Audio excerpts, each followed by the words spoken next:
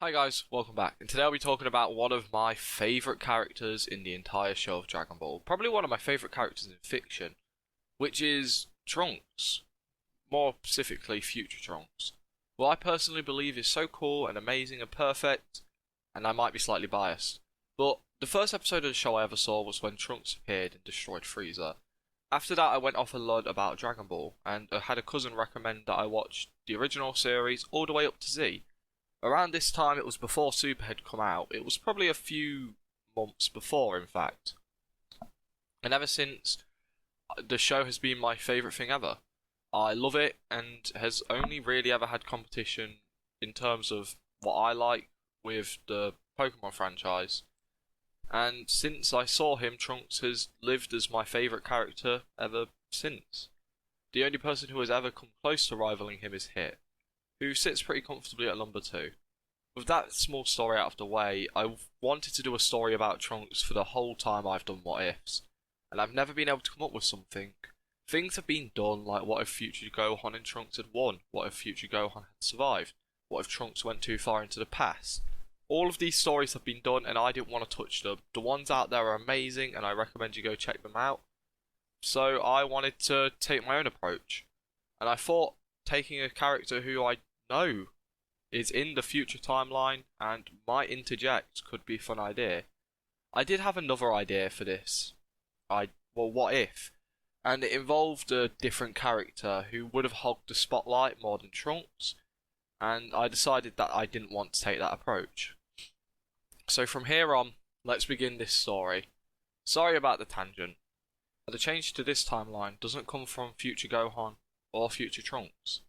We see the change in Shin, who in this timeline, much like Elder Kai, can view the world through a crystal ball. It was a technique he decided to learn back when all the other Kais were alive, just so he can monitor everything that's happening in the universe and keep better track of things.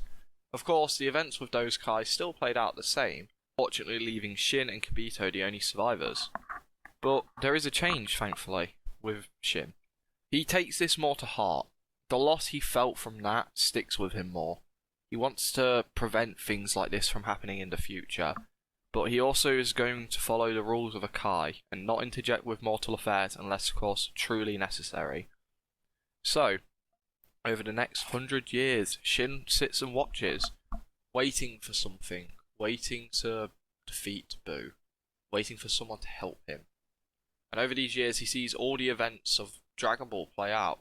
He did take an interest in Goku. After all, this is a Saiyan who was sent to Earth and became good. So he did watch his story for a while, and eventually he would see what happened during the Android saga. Goku had died of a heart virus, all the Z fighters, apart from Gohan, died, and Shin gets what Gohan's going through. He's the last Z fighter, the last warrior on Earth. Much like he was the last Kai, Shin begins to watch Earth very carefully. Watches as the years pass and Gohan becomes a mighty warrior. It sort of inspires Shin, as he somewhat picks up training for himself, realizing that if he wants to stop Boo, he might have to do it with his own power, much like Gohan is trying to defeat the androids with his own power. Eventually Trunks would join up with Gohan, and Shin would watch this training undergo. And Shin, much like how he felt towards Gohan, understands what Trunks must feel as well. He's lost everyone much like he had, and feels for the child. Time passes, and Shin continues to watch. He sees the battle where Gohan loses his arm, and then the battle where Gohan loses his life. This is weirdly heartbreaking for Shin, connected with Gohan, even though the two had never met, but he can't act on anything now. As he watches Trunks achieve the Super Saiyan form, he prays that the boy would now be enough to defeat the androids. But after seeing Trunks get destroyed in one battle, he feels like Earth is doomed, and slowly over time stop watching the news readings he gets. A few years pass, and the Kai decides to check in, see what's happening on Earth, wondering if the androids by chance have been destroyed, or if Earth had faced its doom. As he joins in, he sees a weird machine with Trunks inside of it. The boy had survived, but this machine seems different. Before Shin can really figure out what happened, he feels a tear and almost a rip as Trunks' power disappears, and Shin immediately gets what this is. He screams out for Kibito how they need to head to Earth, He's confused, but they both head there. Shin explains how he believes mortals have created a time machine. Kibito panics himself, knowing that if Beerus was to wake up and see what's happened, it could lead to their destruction, or even worse, if Zeno was to wake up. Kais arrive a little bit of a distance away from Capsule Corp and sit in anticipation, waiting for Trunks' return. Eventually it happens, not too long after. Trunks climbs out and doesn't seem any different. This was Trunks' first trip to the past, the time when he went back and defeated King Cold and Frieza. So he's not changed anything too much. He hasn't changed himself. Trunks is annoyed to see that multiverse theory is in fact a bitch, as he then is approached by the two Kais. Trunks is confused at who these people are, but Shin, kind of excited to see Trunks, smiles as he introduces himself, asking for Trunks' name, playing it as if he doesn't know who Trunks is. The pair share quite a friendly introduction, and Kibito is just agitated, waiting to destroy the time machine, but Shin does want to confirm it for himself. They share a bit of a conversation, as Trunks is confused to see why these guys don't seem damaged, and they don't look like any human he's ever seen. Eventually, Shin gets around to ask about the time machine, where Trunks, not too worried to share the ideal of the time machine, of course, explains what it is. Shin sighs, nodding his head, and Kibito then destroys the time machine. Trunks screams out at the pair, flaring up to Super Saiyan, as Shin looks at Trunks, calming him down. I am sorry, Trunks, but I had to follow the rules which have been set for me. You playing with time breaks one of the Kai's biggest rules, and I had to interject and destroy that machine before you could play with anything else. I am the Supreme Kai of this universe, and that was the burden I had to carry. Trunks screams out saying how that was his planet's last hope. Kibito, not caring to hear any more, decides he turns away, getting ready to leave, but Shin sticks around. He looks towards Trunks, truly apologizing, explaining how he had seen the efforts that both Trunks and Gohan had went through over the years, and has had to sit on the side watching, but wanting to help. And he's finally had an excuse to interject. Kibito understands what's about to happen as he goes to argue with Shin, but the Kai cuts him off. Trunks, on the other hand, is fuming with rage. He can sense some great power between these two, somewhat equivalent, even stronger than the androids possibly. And they have sat on the sides doing nothing after his planet was destroyed. This guy's supposed to defend the universe and has done nothing. But he doesn't think too much into it. He explains how he would like to train Trunks as his apprentice Kai. He will grow strong enough to save his planet, and it will also give him a wide variety of techniques and abilities which will help save his planet, possibly the universe, in the not so distant future. Kibito once again goes to argue with Shin, but the Kai holds his ground, knowing what it is like to lose everyone you know and everyone you care about to a monster you can't even hold a candle to. He wants to help. Trunks thinks things over, annoyed, angry, agitated, and these guys had just sat by, watched his planet die, watched his master die, and then just destroyed his best chance at saving his planet. But he agrees to do so. These guys probably have a lot to offer, as the gods above gods, believing this to truly be the best way to save Earth. He agrees with Shin, asking if he could be trained. The Kai nods his head happily, as he tells Trunks to go tell his mother that he'll be leaving for a while. Trunks is once again confused how he knows about his mother, but doesn't worry too much about it. Trunks goes in and explains everything to Bulma. She is annoyed, of course, having lost years of her life to work that had just been destroyed instantly, but there's hope for her. She is at least happy that one timeline will have a Goku around to stop those androids. She's also happy to hear that Trunks has seemed to find another way to maybe deal with them, giving him a hug, telling him to get strong enough to defeat them, and she'll work on another time machine just in case. Trunks laughs as he heads out, telling the Kais he's ready. Kibito has argued with Shin about this the entire time, but Shin had blanked him out for the majority, and is looking forward to training Trunks. Grabbing onto Trunks' shoulder, they all teleport towards the supreme world of the Kais, where Trunks begins training, and it's nothing like what he went through with Gohan. These guys are teaching him more techniques and stuff about magic and the universe. Of course, he finds this somewhat interesting, and some of the techniques they do teach him are helpful. Things like how to heal and the Kai Kai. But for the most part, he's hardly gained any strength. There's been minor increases here and there, but nothing major. After a few months of this, Trunks gets annoyed. He begins his own working out. Normal workout regimens which will help him increase his power somewhat, but compared to what he was going through with Gohan, it will be nothing. At some point, Trunks catches Shin watching stuff happening on Earth and sees there's an android attack happening. Trunks, not wanting to stand by and watch, teleports to Earth immediately. Shin tries to fight back against him, but the hybrid doesn't listen. He arrives on Earth and goes straight towards the androids. He hardly holds a candle to them. His new technique in the Kai Kai has helped him, meaning he can get away from attacks fast. But with no increase in power, he's hardly leaving a dent in them. Trunks soon gets beat up badly, and is at death's door. He uses the Kai Kai to save himself, heading back to the Supreme Kai world, where he's healed up by Kabuto, who scolds the child for being so stupid. Trunks argues back a little bit, screaming out, "You don't get what it's like to lose someone you love. I've lost everyone, apart from my mother. My planet's on its last legs. There are people scared to leave their own homes, and you're sat around here doing nothing about it. You're supposed to be gods. You're supposed to watch over us. But right now my planet's screaming out for help, and you won't even intercept.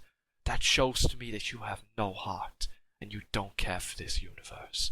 Once I get strong enough to defeat these androids, I want to never see you again." Trunks takes a moment after this, catching his breath. Shin's kind of shocked, but approaches Trunks calmly. The boy still looks angry, and has actually powered up to Super Saiyan without even realizing it. Shin then goes on to explain, "I lost people, too. A monster named Boo came to this world years ago, controlled by an evil wizard. It destroyed everyone I knew, my friends and my mentors. And ever since then, it's just been me and Kabuto. I wish we could interject. I wish the rules allowed us to help you. But I am not, and I apologize. It has been torture watching every monster come into existence. That monster known as Frieze destroyed hundreds. The Saiyans were evil and twisted. Until, obviously, Goku. Then there was the androids. King Piccolo. All of them killed hundreds, and I had to sit and watch. I wanted to help, but I wasn't allowed. But you gave me an excuse to with that time machine, and if you wish, I will help you to the best of my ability. Just let me." Trunks is kind of shocked to hear that Shin had lost people much like himself, and can kind of tell that he's truly sorry and really annoyed. It's clear Shin does want to help save this universe, but there's only so much that his rules will allow him to do, and he's hoping to put most of his trust and his desire to save this planet and world into Trunks, much like Gohan had done before him. Trunks apologising for snapping so much, and asks if they can get back to training straight away. Shin nods, and after receiving quite a hefty Zenkai, Shin thinks that maybe Trunks could wield the Z-Sword. It might be a bit of a stretch, but it might be worth a try. So, flying over to where it's buried, Shin tells Trunks to try and lift the sword. It's said whoever pulls it out will be granted amazing abilities. Trunks is unsure if this is true, but has a try anyway. As he tries his best, even in Super Saiyan, he can't seem to pull it out. It annoys him. This should have helped. He should be strong enough. And he gets a bit creative, telling Shin and Kabuto to back off a little bit. He blasts a hole straight through the rock, destroying everything but the sword, which he grabs while it's falling, only keeping it off the ground by a couple of inches. Shin's kind of impressed by the quick thinking, whereas Kabuto is annoyed that Trunks broke their sacred rules. Shin just laughs it off. As Trunks begins training with the Z-Sword, much like Gohan had done in canon, Over time, the sword becomes lighter and easier to wield for Trunks, having increased his power massively. He also began to spar with Shin ever so slightly, as the pair have become close, realizing that they share a lot of things in common. Trunks has also decided to truly crack down and learn about the universe, hearing of all the problems across the universe, and decides that once he defeats the androids, he will help Shin. Trunks begins to learn more, learning of Beerus and Whis, Zeno, and the rules of being a Kai. As much as he disagrees with them, almost somewhat respects them. Eventually, Trunks feels ready to take on the androids. Having trained with the Z-Sword to this point, it's almost weightless to him, but he still keeps using it. He tells the Kais that he's going to head to Earth and give it an attempt. Hopefully it'll be the last. They wish him the best of luck, as Trunks Kais to Earth and begins searching for the androids. It doesn't take him long, eventually finding them. He shouts out for them, and they look up to see him. They're surprised to see him again. After all, they haven't seen him in over a year, and now he shows up, looking all cocky. Trunks tells the androids that this is their last day on this planet. They won't terrorize anyone any longer. They laugh at this, and get ready to fight. Trunks powers up to Super Saiyan, and even though the androids can't detect the key, they can tell something's different. Trunks hasn't mastered the state or even found the second grade. He's still on grade 1. But it's just his pure power is so much more intense. Trunks then rushes down towards the androids, taking one swing towards them. The attack goes super fast and they aren't even ready for it, as it almost cleaves through Android 17 in one shot. The androids realise that this kid's so much stronger than he was before, and get serious. Both start fighting Trunks in sync, as he holds them off only just. Trunks realises to win he needs to get them in a one-on-one. So, using his sword, he throws it towards Android 17, who goes to catch the sword, but immediately is pulled straight to the ground by its weight. 18, confused, goes to scream for her brother, but Trunks sees the opening, putting one hand up and blasting the android out of existence. It took a lot of energy from him, but it killed her in this one hit. 17 drops the Z-Sword mid-air, and looks up to see Trunks having killed his sister. Enraged and pissed off, he rushes towards Trunks. However, now in a one-on-one, Trunks' power being superior is clear. He kills 17 in a flurry of blows, before going down and retrieving the Z-Sword, which he sheaths and looks towards the sky, giving a bit of a thumbs up, already having expected Shin and Kabito to be watching. The two Kais scream out in victory, as Shin mocks Kabito a little bit for celebrating the victory of a mortal. He catches himself and laughs a little bit, before Trunks heads back over to Capsule Corp to share the good news with Bulma. She can't believe how different Trunks is, but she's happy that the androids are dealt with. She shows off the work she had made with the time machine, and says how she might just finish it off in case they ever need it. However, Trunks explains that she shouldn't. It's against the law, and it could get them in a lot of trouble with some of the higher up gods. Bulma, a bit sad about this, is just happy the world has been saved, as Trunks heads back to the Supreme Kai world, where he thanks both Shin and Kabito for their help. Shin tells Trunks that they didn't do anything, they just trained him, and Trunks says how they helped him more than they could ever understand. He says how he just wants to take a bit of time to rest, but he'll be back here to continue his training and also help alongside them across the universe. The pair thank Trunks as Trunks heads home and spends some time getting some well-earned rest. And that is where I'm leaving this part.